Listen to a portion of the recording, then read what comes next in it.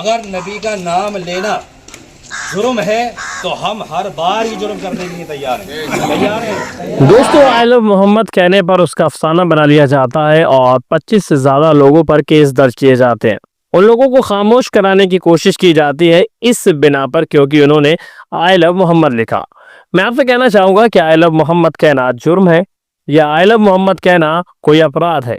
اگر یہ اپرادھ ہے تو ہم بار بار آئی لو محمد کہیں گے.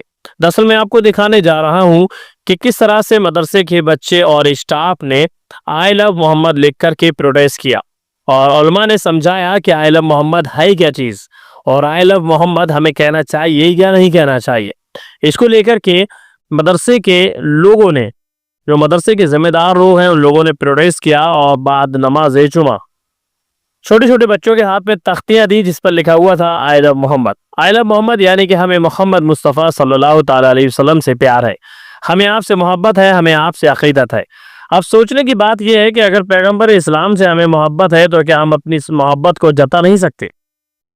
اگر ہم پیغمبر اسلام سے محبت کرتے ہیں تو کیا ہم پیغمبر اسلام سے آئی لو محمد نہیں کہہ سکتے؟ اگر ہمیں پیغمبر اسلام سے محبت ہے تو ہم پیغمبر اسلام سے اپنی محبت کا اظہار کیوں نہیں کر سکتے؟ تو پھر اس طرح کی باتوں پر کیوں بخیرہ کھڑا کیا جاتا ہے؟ ہم جس ملک ہندوستان میں رہتے ہیں آپ جانتے ہیں کہ تمامی مذہب کے لوگ وہاں پر رہتے ہیں، لیکن ایسے میں آئی لو محمد کہنے سے لوگوں کے دلوں پر چھریاں چلنے لگتی ہیں.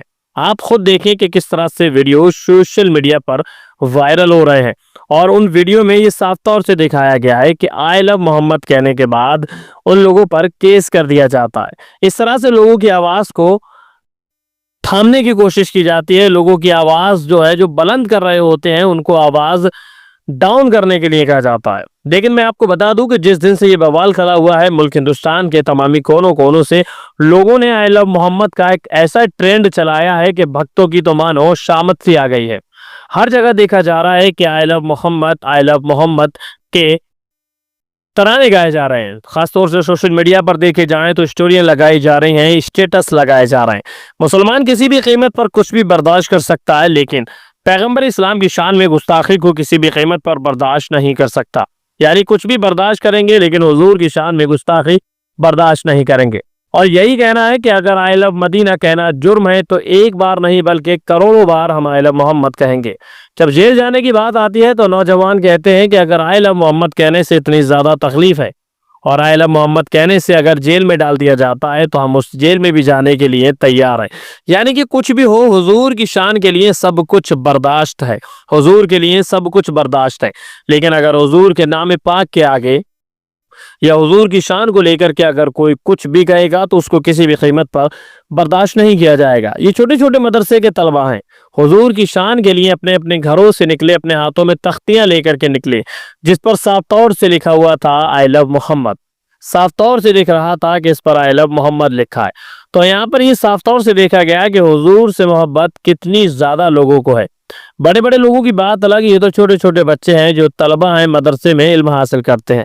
آپ ان کی محبت دیکھیے گا اور آپ یہ دیکھیے گا کہ بڑے لوگوں میں کتنی زیادہ محبت ہے. اور اگر انہوں نے اپنی محبت کا اظہار کیا اور سڑکوں پر نکل آئے تو اس کے بعد کیا ہوگا؟